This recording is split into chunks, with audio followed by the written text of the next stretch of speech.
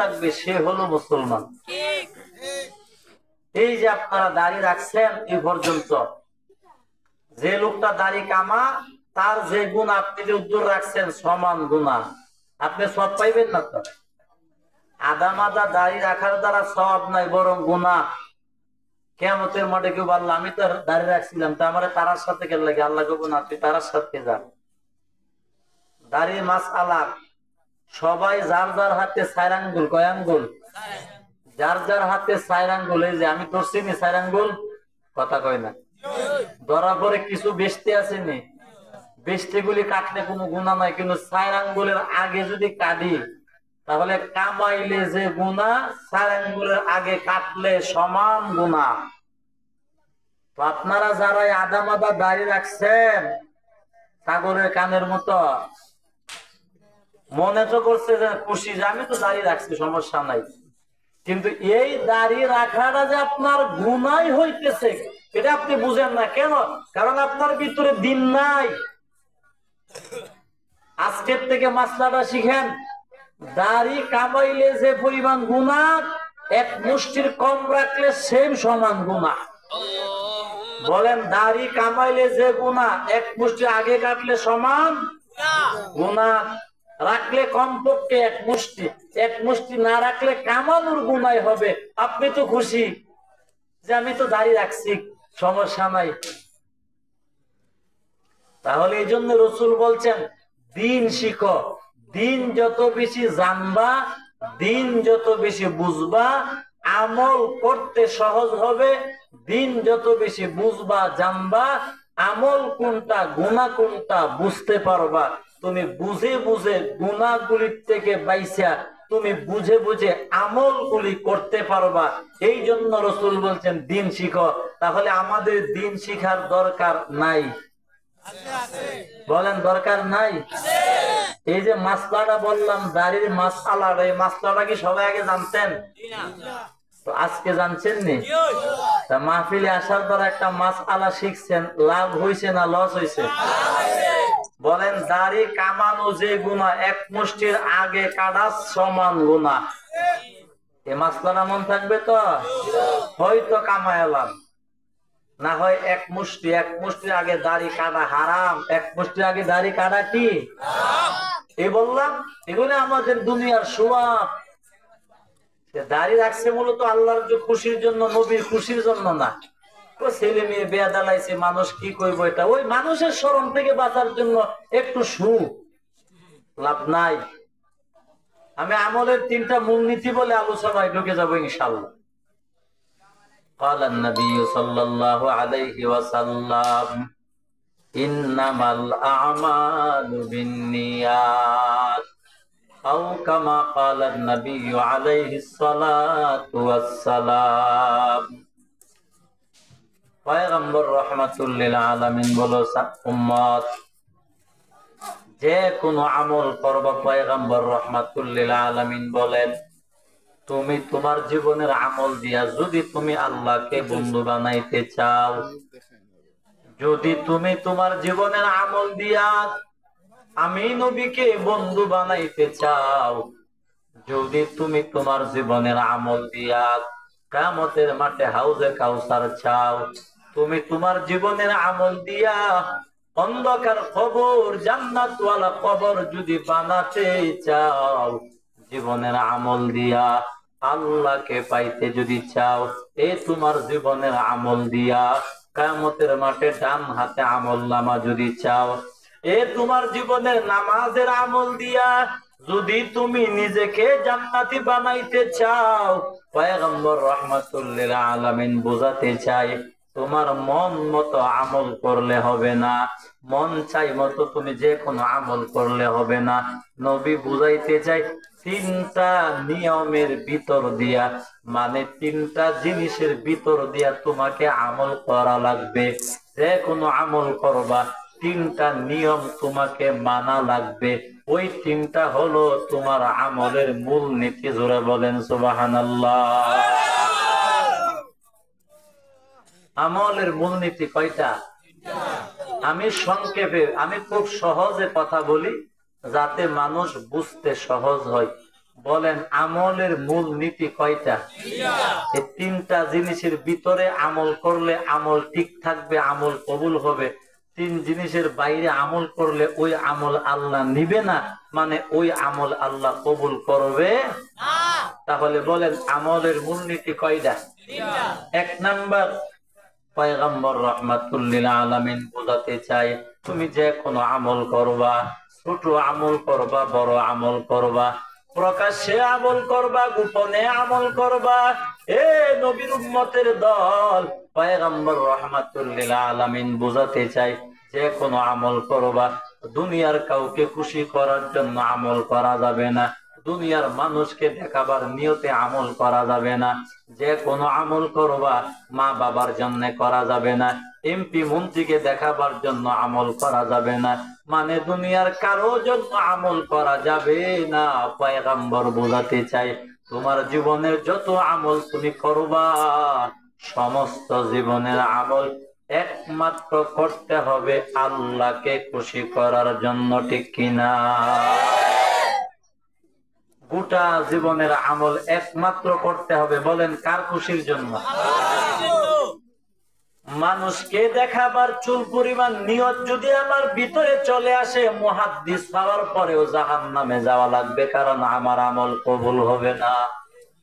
মানুষকে দেখাবার চুল পরিমাণ নিয়ত যদি আমার ভিতরে চলিয়া যায়, শেখুল হাদিস হওয়ার পরেও জাহান্নামে যাওয়া লাগবে, নামাজ পড়িয়াও জাহান্নামে যাওয়া লাগবে। মানুষকে দেখাবার চুল পরিমাণ নিয়ত যদি আমার ভিতরে চলিয়া যায়, দান করার পরেও জাহান্নামে যাওয়া লাগবে। এক কথায়, মানুষকে দেখাবার নিয়ত যদি আমার ভিতরে চুল পরিমাণ চলে আসে, আমার জীবনের আমল আল্লাহ নিবে না, আমার জীবনের আমল আল্লাহর দরবারে কবুল হবে না। আর আমল যদি আল্লাহর দরবারে কবুল না হয়, ওই আমল দিয়া আমি জান্নাতে যেতে পারবো না, আল্লাহকে এবং নবীকে পাবো না। এই জন্য নবী আমার বুঝাতে চাই, উম্মত, যে কোনো আমল করবা একমাত্র গোটা জীবনের আমল হবে, জোরে বলেন কার খুশির জন্য? মন থাকবে তো? এক। দুই নাম্বার, রাসূল বুঝাতে চাই, যে কোনো আমল করবা, ছোট আমল, বড় আমল, প্রকাশ্যে গোপনে, যত আমল একমাত্র জান্নাত পাওয়ার আশায় করা লাগবে। বলেন কি পাওয়ার আশায়? অনেক মানুষ বলেন, এ বন্ধু তুমি ওই আমলটা করে পিসাব তোমারে ভালোবাসবে, ওই আমলটা করো ওই মানুষ তোমাকে ভালোবাসবে, ওই আমলটা করো এত টাকা পাইবা। মানে দুনিয়ার কোনো বদলা পাওয়ার জন্য আমল করা যাবে না, একমাত্র আমল করতে হবে জান্নাত পাওয়ার আশায়, ঠিক কিনা? জোরে কোন। নবী আমার বলেন, উম্মত, তিন নাম্বার, যে কোনো আমল করবা একমাত্র যে আমলটা তুমি আল্লাহর জন্য করবা, যে আমলটা জান্নাতের আশায় করবা, নবী বলে ওই আমলটা একমাত্র আমি নবীর আদর্শ মতো করবা। আল্লাহ তাআলা বলে, ও নবীর উম্মত, ও বান্দা, লাকাদ কানা লাকুম ফি রাসূলিল্লাহি উসওয়াতুন হাসানাহ। আল্লাহ বলে, তোমাদের জন্য আমি আল্লাহ আমার নবীর মধ্যে উত্তম আদর্শ রাখলাম। মানে আমার নবীর আদর্শে যখন আমল করবা 100% আমল কবুল হবে। নবী আমার বলে, উম্মত রে, আমি নবীর আদর্শ মতো নামাজ আদায় করবা, আমি নবীর আদর্শ মতো যাকাতের আমল করবা, আমি নবীর আদর্শ মতো হজের আমল করবা, আমি নবীর আদর্শ মতো নামাজের আমল করবা, মানে আমি নবীর আদর্শ মতো জীবনের সমস্ত আমল করবা। তাহলে তোমার আমলটা 100% আল্লাহর দরবারে কবুল হবে। তাহলে বলেন আমলের মূল নীতি কয়টা? এক নাম্বার, গোটা জীবনের আমল হবে কার জন্য? দুই নাম্বার, গোটা জীবনের আমল হবে জান্নাতের আশায়। তিন নাম্বার, গোটা জীবনের আমল হবে আমার নবীর আদর্শ মতো। ও নবীর উম্মত গো, আমি একটা ছোট উদাহরণ দিয়ে বুঝাইয়া দিই। আমরা যে আমল করি, অনেক মানুষ আমল করে নবীর আদর্শ মতো, আবার অনেক মানুষ আমল করে দুনিয়ার আদর্শ মতো। দুনিয়ার আদর্শ মতো আমল করলে হবে না, নবীর আদর্শ মতো আমল করলে সেটা আমল হবে, ঠিক কিনা? এই যে আমরা সালাম দিই সমাজে, আসসালামু আলাইকুম, বলেন আসসালামু সবাই বলেন আসসালামু আলাইকুম। আবার আসসালামু আলাইকুম। আবার বলেন আসসালামু আলাইকুম। আপনি বলেন সালামটা একটু শুদ্ধ, আসসালামু আলাইকুম। বাস, আপনি বলেন, আপনি বলেন। হ্যাঁ, ওই গাছ লাগাই সালাম আলাইকুম বলেন। সালাম এই জন্যই বারবার বুঝাইছে। আসসালামু বলেন, আসসালামু। সবাই না, আপনি বলেন আসসালামু। একটু মুখটার লড়াই করুন। আসসালামু, আসসালামু বলেন, আসসালামু আলাইকুম। একটা সালাম যদি আমি শুদ্ধ করে না পারি, আমি জীবনটা কি করলাম? বলেন আসসালামু আলাইকুম। শুদ্ধ করে সালামটা দিলে ওই সালামের আমলটা হবে নবীর আদর্শ মতো। কার আদর্শ মতো? নবীর আদর্শ মতো সালাম দিলে ওই আমলটা কবুল হবে। এখন আমরা অনেকে দুনিয়ার সিস্টেমে সালাম দেই, সালাম আলাইকুম। আছেন সালাম আলাইকুম কো, কেউ কো আসসালাম আলাইকুম। ওই যে উনি যেমন বলছে আসসালাম আলাইকুম, আসসালাম, আসসালামু, আসসালামু শক্ত করে, আসসালামু আলাইকুম। আবার অনেকে আছে সালাম দে, কত ঢঙ্গের সালাম যে দুনিয়াতে। এই অনেকে সালাম দেয়, দেখা হইলে মনে এটা সালাম বুঝাইছে। মনে করেন দূরে আছে, আতি ইশারাতে বুঝাইছে সালাম দিচ্ছে। আচ্ছা, এটা কি তার নবীর আদর্শ হয়েছে? আবার অনেক মানুষ আছে সালাম দেয়, যেমন একটা দেন লাড়ি লই আটকা দেখলে লাড়ি সোজা করে। আমার মসজিদের এক মুসল্লি, আমি জুম্মা করাইতাম ভাই, কত বড় বিত্তমি, লাড়ি লই আটকা আবার হুজুর এমনি। আমি আজকে ভালো দেখছি কি ও সালাম আমারে বুঝাইছে যে এটা যে দিছে এটা আমি কি তাকো সালাম। আমি তুই মুর্শিদ মুর্শিদ গিয়া দেখে সামনের কাতারে বইছে, আমি বাঁচবো। রাগ উঠতে গেছি, এমন কিছু কথা কইছে পরে কাঁদছে। লজ্জা শরম আল্লাহ দিয়েছে বেহায়া। ৬০-৭০ বছর তোমার সালামটা কেমনি দেওয়ান লাগে, নবীর আদর্শ এটা শিখছস না? ফাঁসি লাগিয়ে মরণ দরকার, বেয়াদব অসভ্য মানুষ। আমি কি এটা কোন, এটা এই যে সালাম এই সিস্টেম, এটা কার আদর্শ? করতে শিখছেন সালামটা? রাহরেন। তাহলে এই সিস্টেমে আমি সালাম দিলে সালামটা কি নবীর আদর্শ মতো হইল?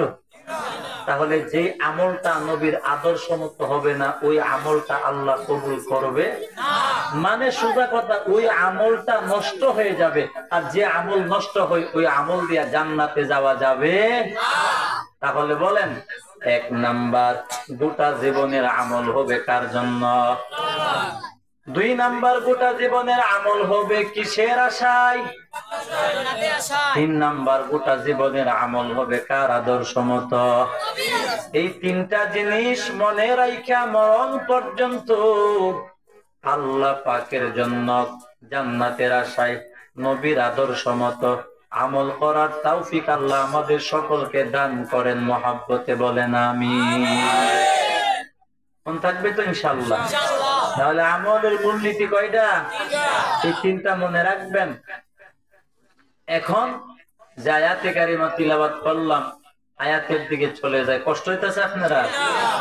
তাহলে আল্লাহর হস্তে যেমনে লাড়াছাড়া করে চুপ করে বইতে নাকি মূর্তির মতো লড়াইবেন, ব্যবসা করবেন একদম চুপচাপ। আমি আয়াত তিলাওয়াত করছি ২টা। কয়টা? ২টা। ২টা আয়াতের মধ্যে আল্লাহ ২ প্রকার হাজি শব্দের আলোচনা করছেন। আয়াত তিলাওয়াত করছি কয়টা? ২টা। ২ প্রকার, ২ আয়াতের মধ্যে আল্লাহ কয় প্রকার হাজি শব্দের আলোচনা করছেন? সবাই বলেন না।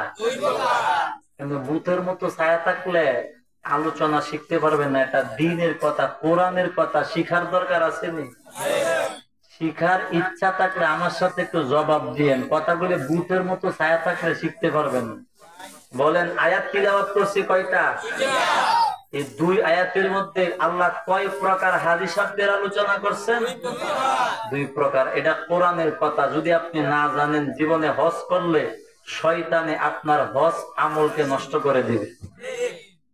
এখন যদি আপনি কোরআনের এই কথাটা জানতে পারেন, শিখতে পারেন, আল্লাহ কখনো হজ করার তৌফিক দিলে, আজকে কথাটা শিক্ষা থাকলে ওই সময় আপনার হজের আমলটা শয়তান নষ্ট করতে পারবে না।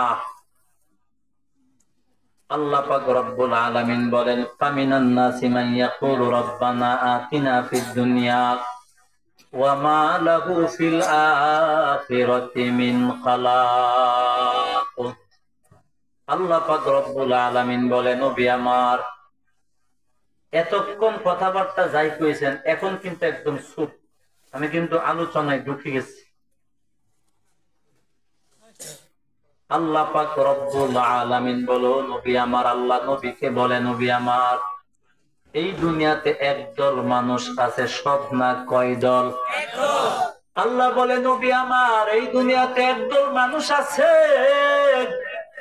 যেই মানুষগুলি দুনিয়ার জন্য হজ করে, মানুষকে দেখাবার জন্য হজ করে, দুনিয়ার নাম দাম কামাবার জন্য হজ করে। কে বলছেন? আল্লাহ তাআলা বলে, নবী আমার এই দুনিয়াতে একদল মানুষ আছে, আমি আল্লাহর জন্য হজ করে না, ওই হজের আমলটা করে মানুষকে দেখাবার জন্য, দুনিয়ার জন্য হজ করে, মানুষকে দেখাবার জন্য হজ করে, দুনিয়ার নাম দাম কামাবার জন্য হজ করে। এমন একদল হাজী সাহেব দুনিয়াতে আছে না নাই?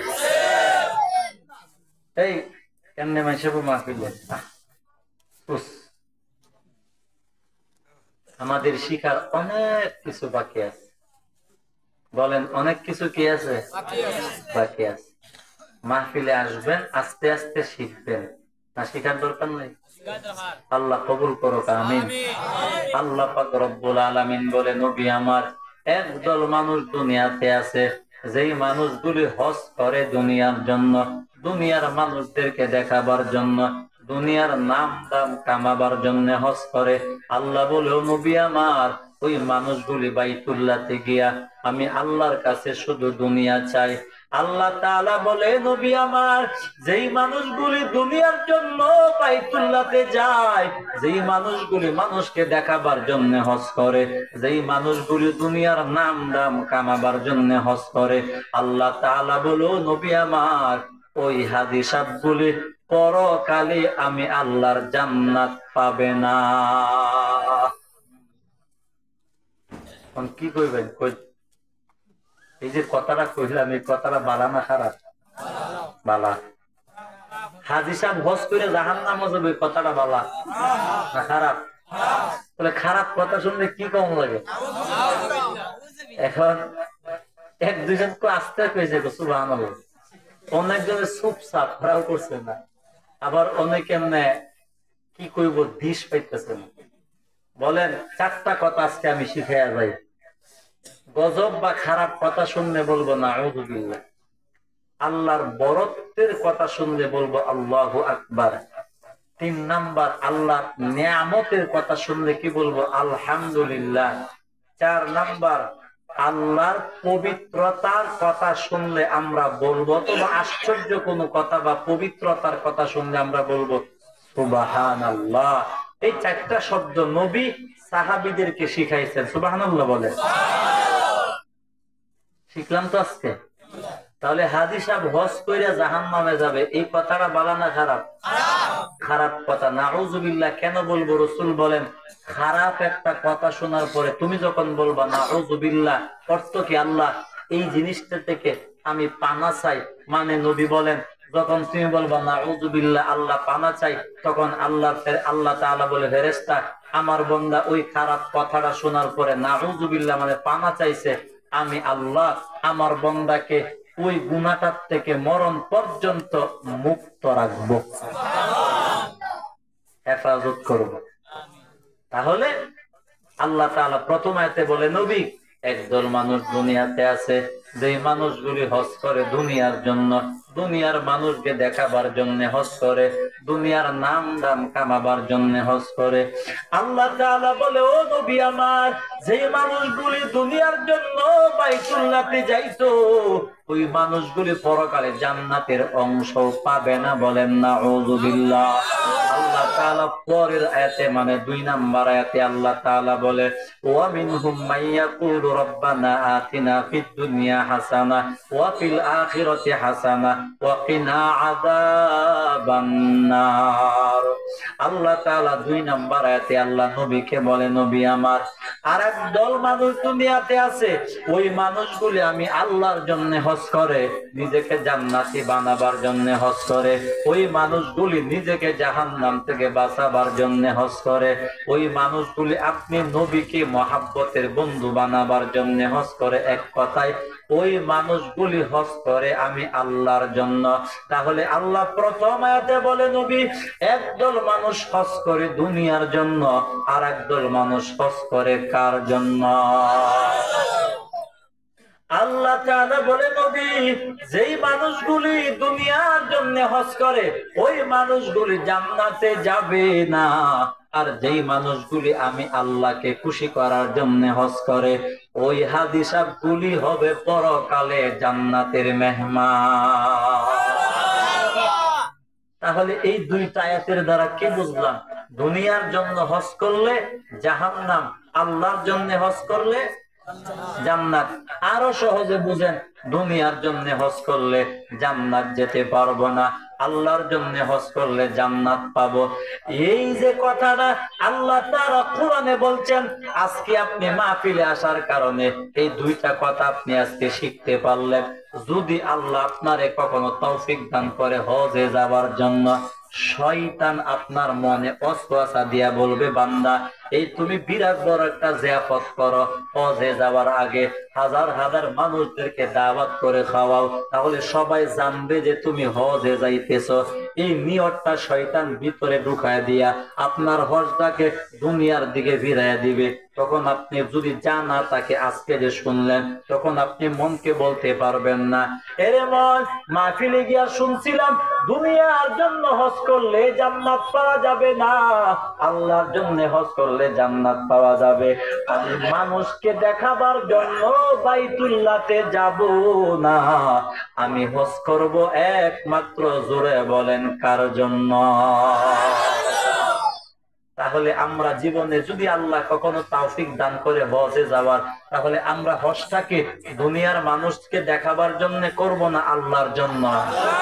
কেন আজকে জানলাম যে দুনিয়ার জন্য হজ করলে জান্নাত পাওয়া যাবে না, জান্নাত পাইতে হলে হজ করতে হবে বলেন কার জন্য? আল্লাহ কবুল করুক বলেন আমিন। তাহলে এই 2টা আয়াত থেকে আমরা বুঝতে পারলাম কি যে কিয়ামত পর্যন্ত হাজী সাহেবের দল হবে 2টা। বলেন কয়টা? 2টা। যে আয়াতটা কোরআন থেকে তিলাওয়াত করছি এই আয়াতটা তো নাজিল হয়েছে নবীর যুগে 1400 বছর আগে। তাহলে বোঝা গেল নবীর যুগে একদল হজ করত দুনিয়ার জন্য, এই জন্য আল্লাহ তাদেরকে কেন্দ্র করে আয়াত নাজিল করছে, ঠিক নেই? একদল মানুষ নবীর যুগে হজ করত দুনিয়ার জন্য, এখন একদল মানুষ হজ করে দুনিয়ার জন্য, ঠিক কিনা? কিয়ামত পর্যন্ত একদল মানুষ হজ করবে দুনিয়ার জন্য। নবীর যুগে একদল মানুষ হজ করত আল্লাহর জন্য, এখন একদল মানুষ হজ করে আল্লাহর জন্য। কিয়ামত পর্যন্ত একদল মানুষ হজ করবে বলেন কার জন্য? তাহলে বোঝা গেল কিয়ামত পর্যন্ত একদল মানুষ দুনিয়ার জন্য হজ করবে, ওরা হবে জাহান্নামী হাজী। কিয়ামত পর্যন্ত আরেক দল হজ করবে আল্লাহর জন্য, তারাই হবে পরকালে জান্নাতের মেহমান, ঠিক কিনা? কথা বুঝতেছেন তো? আলহামদুলিল্লাহ। এখন আসেন, দুনিয়ার জন্য হজ করতো কারা? কষ্ট হইতেছে আপনারা? দুনিয়ার জন্য হজ করতো কারা? এই ছাড়া না করলে ভালো লাগে না? দুনিয়ার জন্য হজ করতো কারা? দুনিয়ার জন্য হজ করতো নবীর যুগের মুনাফিকরা। মুনাফিকরা হজ করতো, নামাজ পড়তো, দান সদকা করতো, যুদ্ধের মাঠেও যাইতো, বিভিন্ন আমল করতো। মুনাফিকরা আমল করতো আল্লাহর জন্য, কারণ তাদের ভিতরে ঈমান নাই। মুনাফিকরা আমল করতো দুনিয়ার মানুষকে দেখাবার জন্য, ঠিক কিনা? তাহলে কিয়ামত যেই মানুষগুলি হজ করবে দুনিয়ার জন্য তাদের হাসর হবে মুনাফিকদের সঙ্গে, জাহান্নামে থাকবে মুনাফিকদের সঙ্গে। আর আল্লাহর জন্য হজ করতো কারা? 2 নাম্বার আয়াতে যে আল্লাহ বলছে নবী একদল মানুষ আছে আমার জন্য হজ করে, তারা কারা? আল্লাহ বলেন তারা হলো আপনার সাহাবায়ে কেরাম। সুবহানাল্লাহ। নবীর সাহাবায়ে কেরাম হজ করতো কার জন্য? আল্লাহর। বলেন আল্লাহর জন্য। হজের মধ্যে গেলে তুয়াফ করণ লাগে না বাইতুল্লাহ? কথা কয় না, তুয়াফ করণ লাগে না? তুয়াফ সাহাবায়ে কেরাম হজের মধ্যে গিয়া যখন তুয়াফ করতো, সাহাবায়ে কেরাম হজে গিয়া যখন তুয়াফ করতো, তুয়াফের সময় সাহাবায়ে কেরাম আল্লাহর কাছে তিনটা জিনিস চাইতো। জোরে বলেন কয়টা? এই তিনটা জিনিস মরণ পর্যন্ত মনে রাখবেন, তাহলে কাজে লাগবে। বলেন সাহাবানা ফিদ দুনিয়া হাসানা। সাহাবায়ে কেরাম আল্লাহ তাআলার দরবারে বাইতুল্লাহ গিয়া তাওয়াফের সময় আল্লাহর দরবারে তিনটা জিনিস চাইতো। এক নাম্বার চাইতো দুনিয়ার কল্যাণ, জান্নাতের কল্যাণ চাইতো। তিন নাম্বার জাহান্নামের আগুন থেকে মুক্তি চাইতো। জোরে বলেন কয়টা জিনিস চাইতো? আমি শুধু নাম্বার বলবো, আপনারা জিনিসগুলি বলবেন। এক নাম্বার কি চাইতো? দুনিয়ার কল্যাণ। দুনিয়ার কল্যাণ কেন চাইতো? কারণ হলো দুনিয়াটা হলো খারাপ। বলেন দুনিয়াটা কি? আর দুনিয়া মালউন।